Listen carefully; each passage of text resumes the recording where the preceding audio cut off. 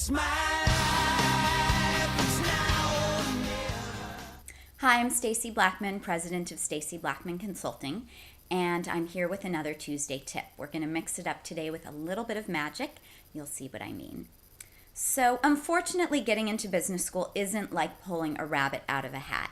And now it's that time of year when business school decisions are being released. And not all of the news is good news. And some of you are left contemplating rejection and wondering if there's a magic solution to reapplication. And the answer to that is not exactly. But I can recommend 3 tricks that might make the next go round have more positive results for you. Number 1, you want to give yourself a little bit of a break. This is such an intense process, and it really pays off to just give yourself a breather. Put some distance between you and this process before you engage in the process again. Number 2, take a really close and honest look at yourself and see where you can improve as a candidate. Nobody is perfect. Everyone has room for improvement. So evaluate yourself, ask others for feedback, and see whether it's the GMAT or taking that calculus course or something you can do professionally or within your extracurriculars. There's always a way that you can improve. So take a look and make yourself into a better candidate.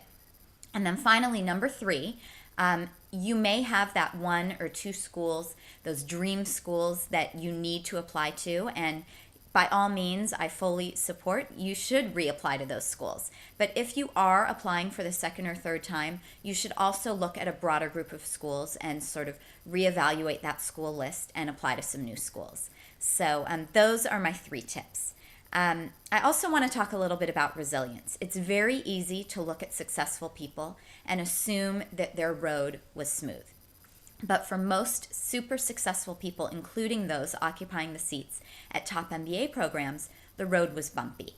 And what differentiates the successful and the unsuccessful is not that the successful never failed. It's that they picked themselves up after they failed and they tried again. So since we're talking about magic today, let's take a look at magician David Blaine, who once held his breath underwater for 17 minutes. Now, to accomplish this, he did an incredible amount of research. He consulted with neurologists and doctors and all kinds of people.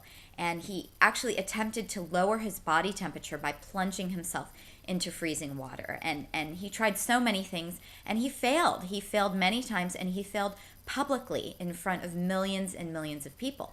But ultimately, he kept changing his strategy, and eventually he achieved his goal. And it's actually a really interesting story, and he told his story at the TED conference. So if you want to hear more details straight from him, you can go and catch it at TED.com.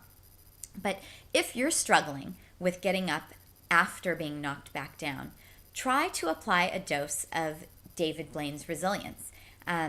Don't worry, getting into business school is easier than his tricks, and it's also much less life-threatening. I'm going to end today with a quote from David Blaine, and I think it's a great one. I'm going to read it to you. Magic, whether I'm holding my breath or shuffling a deck of cards, is pretty simple. It's practice, it's training, it's experimenting, while pushing through the pain to be the best that I can be. That's what magic is to me. Have a great week. I'll see you next Tuesday. It's my life.